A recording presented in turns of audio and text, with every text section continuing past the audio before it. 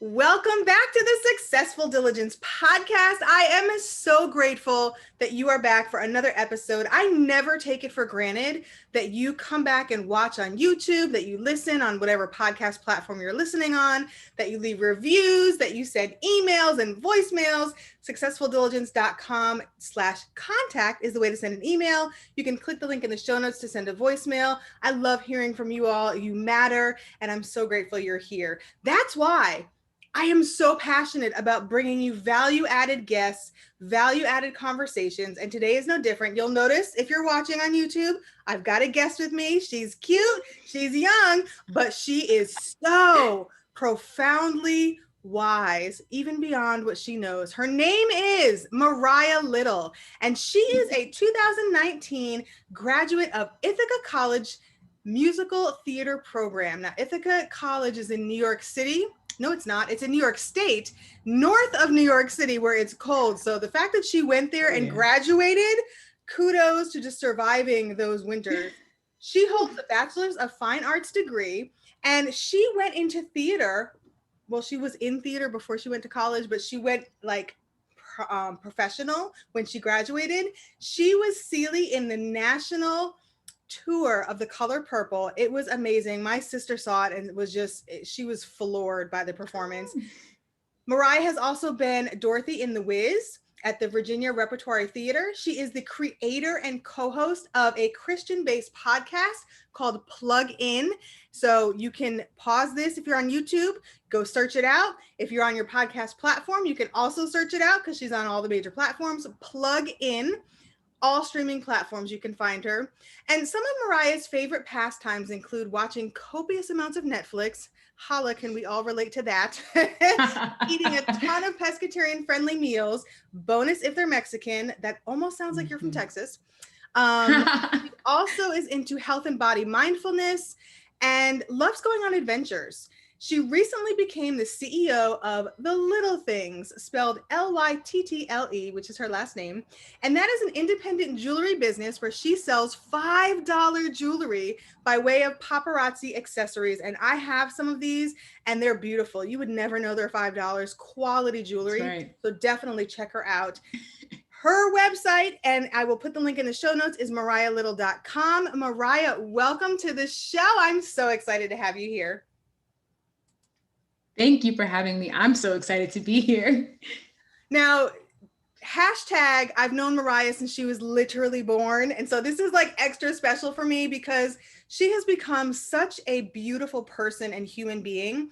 And I wanted to bring her on for a couple of reasons. Number one, she's a totally different generation than me. And I love that because when generations are able to converse and interact, I think both generations learn and grow, and you're able to integrate into a better version of yourself because everybody has something to offer and your experiences contribute to that. And I also wanted to bring Mariah on to talk about dealing with what we all have been dealing with for over a year. COVID, the pandemic, but more than that, not just like the pandemic.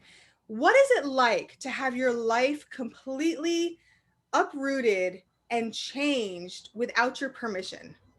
And so Mariah, you were on tour, you were having a blast, you were living your life like it's golden, hashtag Jill Scott. You were like living the dream and doing it well, incredibly well, blessing everyone with your voice, your performance, and then COVID hits and you have to come off tour. Talk to me about what that was like, having to be pulled against your will off of this beautiful gift of a platform of the tour. It was a roller coaster of emotions. If I can put it all into one phrase, it would be that. And I'm still on the ride because COVID is still here and the experience is still happening. Initially, we didn't know the seriousness of COVID. So we all thought we were going to be off for a month and then come back. So I was just like, 4 weeks off, I get a chance to breathe because those 2 credits that you mentioned before, happened back to back. So I graduated and then I went straight into Dorothy and the Wiz the day after graduation. And then a month after that, I went into The Color Purple. So I've just been going nonstop. So this was the first time in a while that I was like, okay, no big responsibilities. And then a week or two into that hiatus, we got our closing notice. Told us that we weren't going back. And I was devastated because I think for me, that last year of college, I kind of decided what I wanted to do with my life. And strangely enough, it was going the exact way that I wanted it to go. I said I was going to book a tour or a cruise and I was going to save up and I was going to pay off my credit card bills and I was going to do all this stuff. And I was doing it. The plan was being implemented. Exactly, until it wasn't anymore. And something that I had to force myself to understand was that I really don't have control over my life. No matter what I think I do, no matter what I think I plan, I don't have the real control. And I had to relinquish myself, and I still am working on that because it is not easy, relinquish myself to the control of the greater good, which for me is God, because I just don't know all the ways that my future can go. And the career that I thought is linear, the career that I thought was planned out according to what people in this job have done before is not real. It's just not a thing anymore. Considering the fact that Broadway has been closed for over a year now, and we don't know when it's going to come back because of the nature of this career, having to be so close to people, whether you're on stage or in the audience, I don't know when it's going to happen again. So, and that's okay because my life doesn't have to be the way that everyone else's is. You know, especially with a career in the arts, you have so many different pathways, and I'm allowing myself to recognize that as much as I love theater, it's not the only thing that I can do. And that's a good thing. Yeah. Now, before we transition into that, because you're bridging a couple different topics, I want to backtrack and unpack because what you said was really full of wisdom that I don't know that I got at your age. Because right now, are you still in your 20s? Yes, 23. Woo, she's in her mid-20s, y'all. Oh, just a baby. I remember those days. If you're in my generation, I'm Generation X. And so I remember those days. And I want to ask about something. Remind me to ask you. Just say, Michelle, you were going to ask me something. But you said something very wise. You said that you had to come to terms with the truth, because it is a truth, that we really don't have control. We think we have control over our lives, the plan, but we really don't. We have a nexus of control, right? So there are certain things that we can control: our attitude, our thoughts, our actions, our behavior, our work ethic. But things like what happens in the world, things there's so much more out of our control. And so as a young person, you have a sense of, I can do anything. I rule the world. That's just youth, right? And so when you are smacked in the face with this truth of, I don't have control, talk to me about what that does to you mentally, emotionally, because there's a process of accepting that truth that I would say and offer that grief comes in because you're sacrificing a former viewpoint, and you're also sacrificing a former sense of identity and self. So talk to me about that journey when you were like, okay, I have to accept that I'm not in control. Talk to me about that. Yeah. I love that you used the word sacrifice, because I think, especially for my generation, and I'm on the tail end of Generation Z, I'm like, if there was a bridge between Millennial and Gen Z, that's where I would fall. 97, holla. But it is a sacrifice, because I think that our generation has been taught to manifest our lives and say what you want to happen and it's going to happen. And it kind of, we do ourselves a disservice when we do that, because if those things don't happen in the way that we want them to, we get all sad and upset and fall into this depression, which I can speak from experience, specifically with the tour being canceled.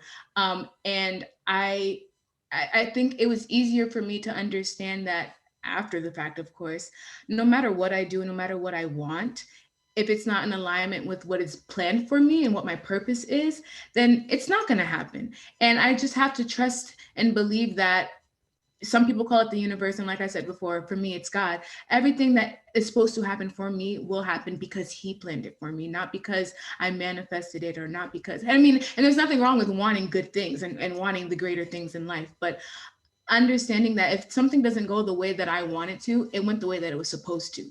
And I might not understand it now, but I'll understand it in years to come. And I have to say that being on tour was like the greatest opportunity of my life thus far.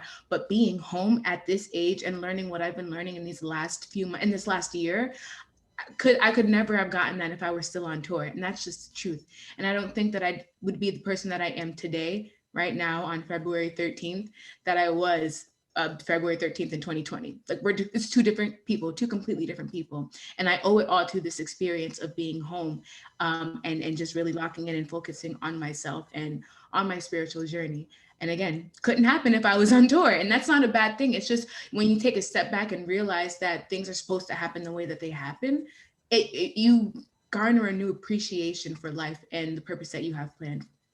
Yeah, no, I agree. And I'm a Messianic Jew, which means I was a Jew. I was born a Jew. I was bar mitzvah, all the things, and then came to Christ. So I also identify as a Christian.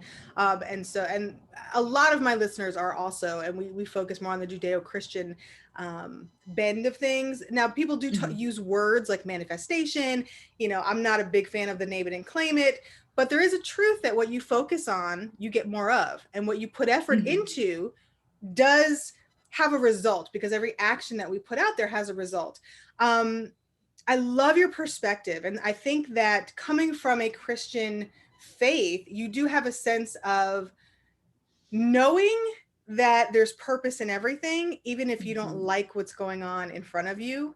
And I remember in my 20s being devastated by situations and circumstances that did not go as I wanted them to, but I didn't have the wisdom you had. I threw a temper tantrum and decided to make some behavior choices that did not serve me very well. And there were Mm-hmm. consequences to that, right? So I think that the pandemic, yes, has been a blessing in the sense where it has forced us to be constricted in a way where we almost can't do things that would hurt ourselves in the future. But there's Absolutely. also a grief to that. There's a loss to that, and there is a grieving process. You mentioned depression. There's disappointment, there's sadness, there's all of those, even anxiety, like what does my future hold? This is what I've trained for. What am I going to do now? What Yeah. can I do? So how did you pivot your mindset to be able to be positive about the future?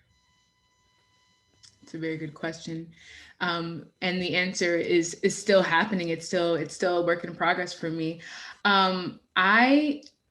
I'm a big believer in going to therapy, and although I haven't had the access to it at this present moment during the pandemic, I thought back to the times where I did go to therapy in college. I had a therapist in college, and she was incredible. I had two different ones. One of them was actually an old musical theater alum of, I think, Syracuse or something like that, and she was Black, so I was able to talk to Ooh, I love that you can talk to her relate. about real life experiences. Yes, exactly. My second therapist, she wasn't Black and she wasn't a theater major or anything, but she still provided such insight that wasn't completely biased. So it allowed me to think of it in a different way. And a lot of the techniques and tools that they both gave me, I was able to recall in these moments that I'm experiencing currently.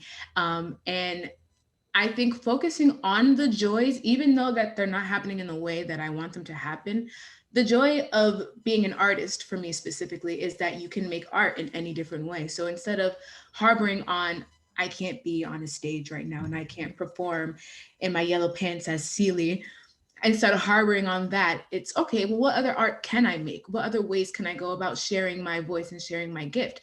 Thus, the birth of the podcast. I noticed my relationship with God was diminishing. Like it was like almost non-existent because I was so caught up in working and doing all of this theater and stuff like that, not even realizing that none of that would be a thing without him, right? So again, having this pandemic or being in part of this pandemic, had I got the chance to realize that, it's really me and God at the end of the day. When I come home, when I go to sleep, it's me and God. And I needed to work on that relationship. So I got a few of my friends together and we started a little Bible study, which turned into a podcast. So that's been great. And then again, back to my art, I haven't written music in so long, but I decided that if I'm going to have all these feelings, instead of letting them fester inside, the best way to get rid of them is to write them on paper and make art out of it. Which again is not something that I've been able to do for so long because I've been in my own head about it. Not that I didn't have the tools or opportunity, I just doubted myself. So I allowed myself to just write and not have any qualms or have any expectations, which I think is another thing that gets in our way of true joy and happiness, is that we put all these expectations in our lives. And then when we don't reach them, like I said before, we fall into this sadness and this depression and this and being upset with ourselves. And I think once we open the door to allowing ourselves to just explore more of what life has to offer, it gets rid of all the limits that we place in our lives. It gets rid of all the limitations that we set up for ourselves. You know, Yeah. I think there's a way to be safe, and, you know, like not not doing everything because you don't know what's going to happen with everything, of course. But I think there's a middle ground between, you know, being safe and being adventurous, and just exploring. I think exploring is that middle ground, and being cautious, but also stepping out on faith. Yeah. Yeah, you said a mouthful and a lot of things I want to unpack. One thing I do hate, and listeners, you know, I'm going to go back and backtrack for you, because when there is nuggets of wisdom, I have to unpack them to make sure that we all get the benefit of it. And you said so much good in all of that. And I have a lot of respect for you that you were able to work with yourself and have the courage to go to therapy. Not everybody has the courage to go to a therapist. I used to be a clinical social worker, so I know that it's a very vulnerable, intense space to go into Yeah. if you're committed to it. And then in our community, the Black community, it's not something that's really celebrated. I think it's coming along. I think there's more people are Yeah. talking about it now, but it hasn't been something that's been celebrated and promoted. So I really give you a lot of honor and kudos for having the courage to go to therapy. And I want the listeners to benefit. What are like one or two strategies or tools that you learned from your therapist that have helped you, that you mentioned, you alluded to implementing them, but what are like one or two of them that you can benefit the listeners with? Yeah. Number one, not everything is my fault. And that's not to say I'm never to blame, but that's to say that I'm not always to blame. And I think for me, I have a tendency of blaming myself for situations that I get myself into or that I'm a part of, even if I wasn't the one that initiated it. If I did all that I can and it still didn't turn out the way that I wanted it to, I have a tendency of blaming myself for that. So my therapist was like, stop, stop doing that. Don't do that. And she, I mean, of course, and both of their wisdom, they said it in such greater terms, but at the end of the day, it was stop blaming yourself for things that you have no control over. Right, now So stop for a minute. Let me interrupt you, because it's yes. easy to say, very difficult to do, right? Or can be Oh, challenging to yes. do. Because I used to be very, like, I would always say the devil don't need to bother me because I'm very, very critical of myself. I got it covered, you know. But that's a consistent habit of mindset, it's self-talk and self-narrative that you have to Hmm. implement. So when you notice and pay attention that you are taking ownership of something that perhaps really doesn't belong to you, recognizing that in the Yeah. moment. So you're paying attention, you recognize that, and giving yourself the grace and the self love to say, you know what? This doesn't belong to you. So we're going to release this, and in its place we're going to bring in self-love, grace, and we're going to allow Yes. ourselves to be human, because we are all human beings. And if you listen to the show, you know I say this often: humans are not perfect. Perfection is an illusion. We strive for Hmm. excellence, but we will never be perfect this side of heaven. And so Yeah. I love that. So it's a mindset shift that you have to be conscious of, and continually choose to not blame yourself or take ownership for things that don't belong to you. So I Yeah. love that. I love that. What's another strategy you learned? Decompressing in ways that suit me, and goes back to what I was talking about. As an artist, I love to write. I've always been a big reader and writer, but I didn't really maximize on that as I got older. And I'm sure you remember, I loved to read. I Yes. love to read. But of course, as the world started to change and technology became a big thing, books and writing were just not a thing that I liked to do anymore. But getting back to that, especially right now, has been such a good way to just let go of my anxiety. I am such an anxious person, and I'm working on it. And I'm so much better than I used to be, but I still, like, I have moments where I feel myself getting anxious and I feel like my blood like bubbling, not out of anger, but just out of sheer fright. And what calms me down and what helps me decompress, scripture, especially I believe it's Philippians 4:8. Don't quote me on it, but I know the scripture itself is cast your cares and anxieties on him. And something I talk about like with my friends and on the podcast is that we are not, as humans, not meant to carry all of the anxiety that we do on day to day. That's why it feels like there's such a weight on our body. That's why it feels like there's such a struggle that we have to go through when we are under anxiety and under depression. We're not meant to carry that. So understanding that there is someone that can carry that, or something that can carry that and take that off of me, it just makes it so much easier for me to walk through life knowing that I don't have to feel all these feelings right now or ever.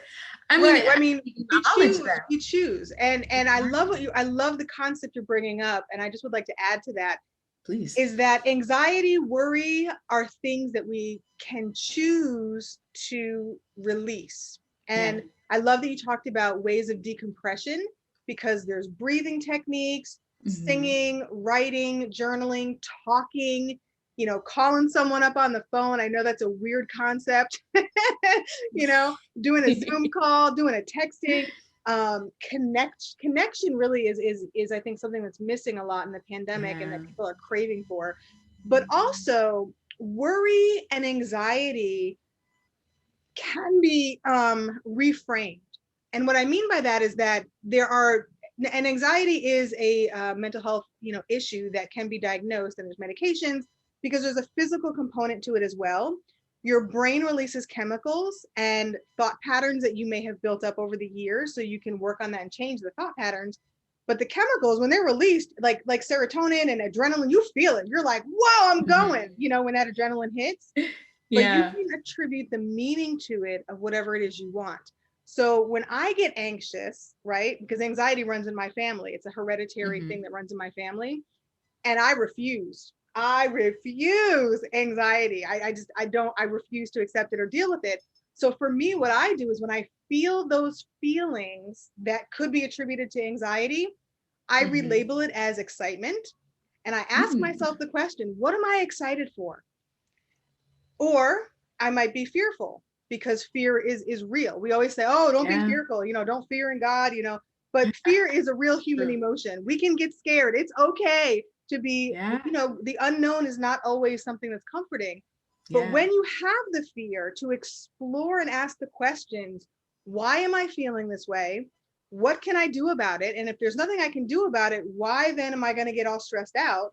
Let me release it through those decompression methods that you mentioned, right? And then you can relabel it, reframe it, and you can train your brain as well. And so there's techniques that you can do to move yourself through the anxiety, the depression, even the grief. I've been grieving my first dog.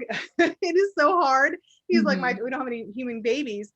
But even when I feel the sadness of the loss of that life, with him, what I'm training myself to do is to be grateful, and to shift into, I'm so grateful that I had the opportunity to know him.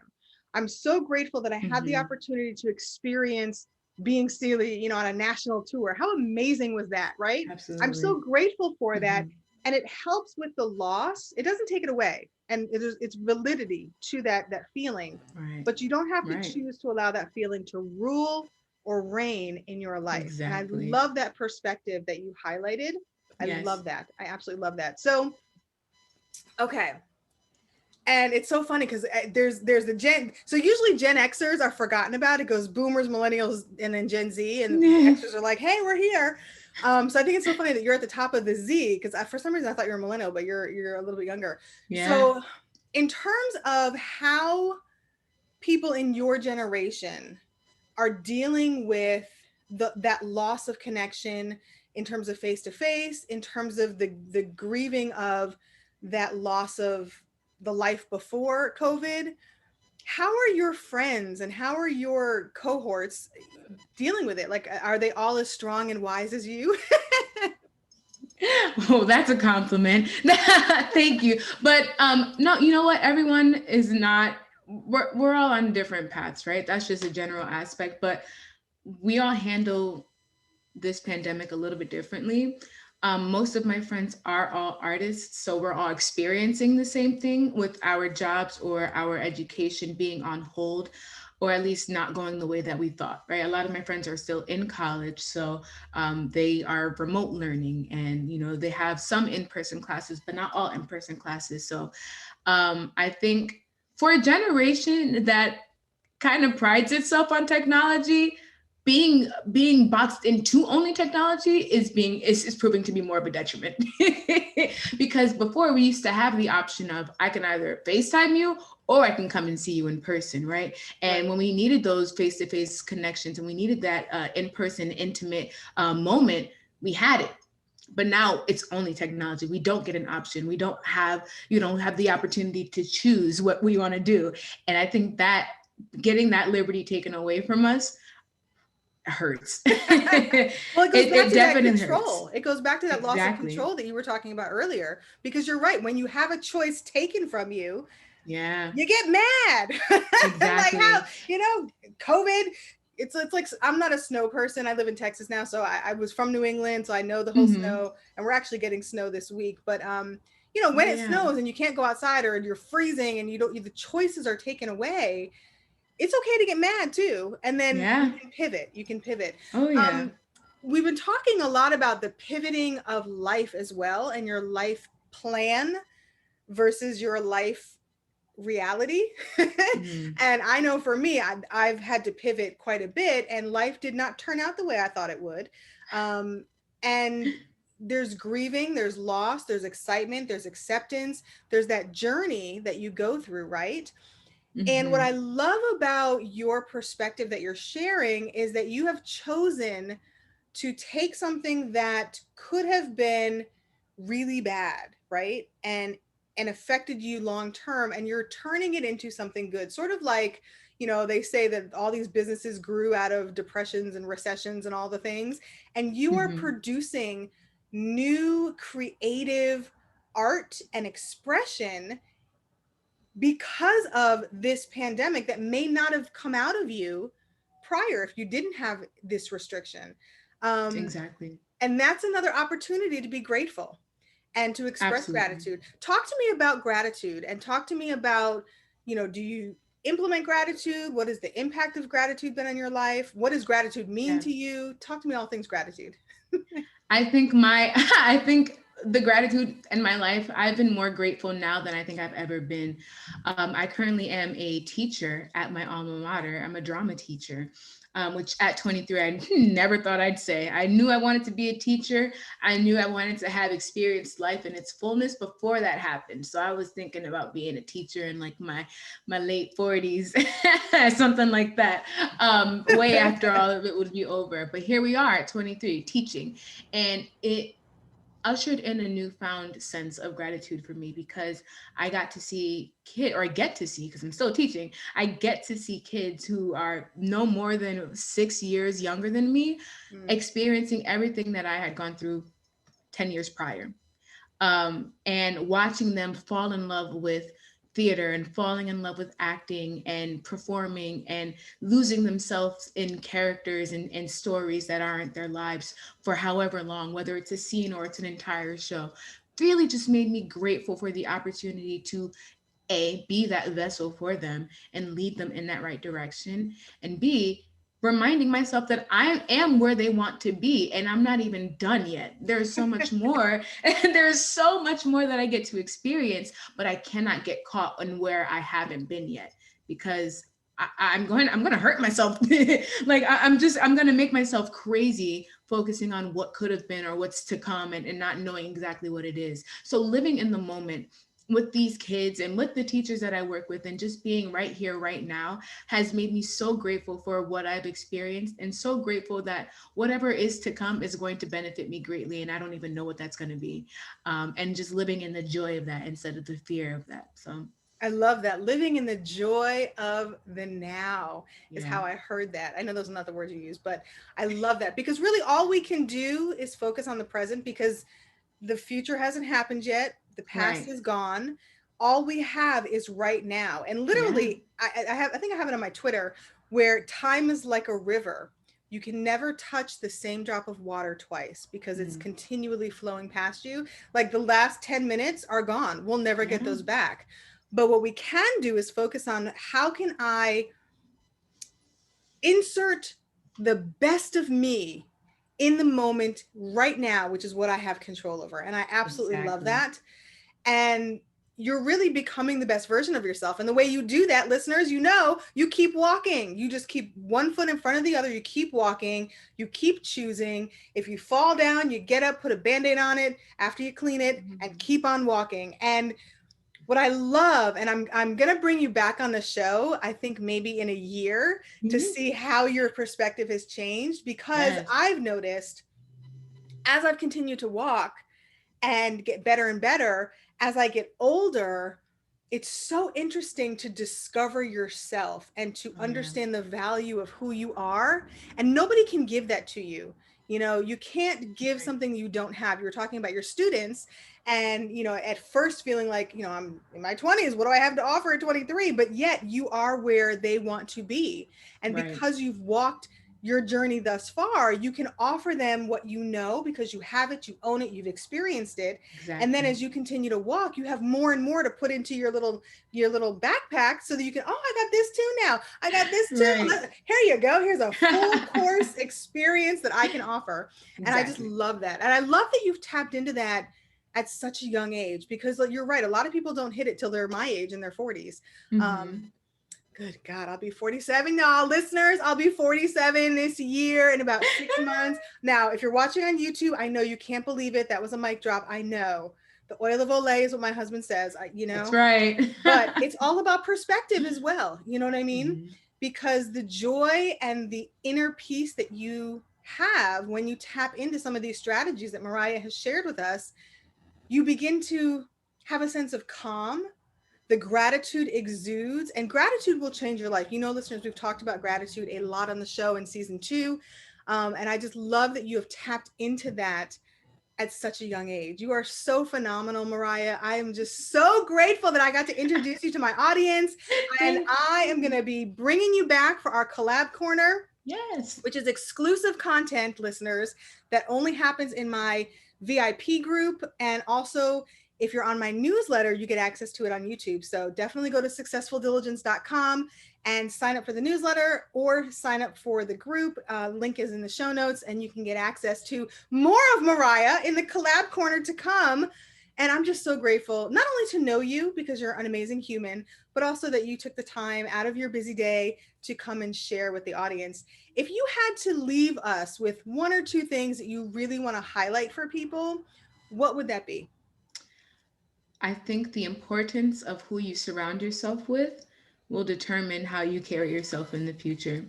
And I think that for me, I spend a lot of time working on myself, which is absolutely necessary. But a part of that is being mindful of who I keep very close around me, because they have the power, unfortunately, to make or break me sometimes if I let them. And if I have people that are always supporting me and lifting me up, then I won't have to worry about anyone trying to tear me down. So Oh, I love that, because it really does matter who you surround yourself with. yeah. And I'll give you this little drop of wisdom. As you continue to walk your journey, you'll notice that your company changes. There Yes. will be some people that will be able to stay, but not everybody is in your life forever. People come for a season, a reason, and a Mhm. purpose. So, That's right. listeners, catch on to that. I love that. Oh, Mariah, I love it. I love it. Um, I know you know this, and I'm going to put you on the spot, so feel free to say no, Oh okay? gosh. Okay. Can you just drop the one line, "'Tis so sweet to trust in Jesus"? You know Mm, that song, I know you do. yes. Yes. Can you bless us with it? Yes. Tis so sweet to trust in Jesus, just to take him at his word, just to rest upon his promise, just to know thus saith the Lord. I love that song. Oh, that is my favorite, and you just killed it. And thank you, because I know you're a professional, you get paid for stuff like that. So thank you for blessing me and my listeners with that. Of Oh, course. whew, I just got chills. Now, Thank I you. love it. I love it. That is one of my favorite worship songs that I go into in my prayer time. Oh, Mariah, this has been so good. What an amazing conversation. What an incredible Yes. human. Oh, I wish I could talk to you forever, but unfortunately, listeners, we got to go. Woo. So make sure you continue to tune in, drop a review, put a little, if you're on the Apple Podcast platform, hit a 5-star and tell us how much you enjoyed this episode. In the show notes on YouTube, you can drop the comments. Mariah will see them and I will see them too. And you are appreciated. You matter. You just keep walking. I say it every episode because it's so important. Keep walking. Always, always keep walking. Yes. If you continue to walk, you will reach your destiny. You will reach your destination. And on the journey, I always encourage you, always, always choose gratitude. Yes.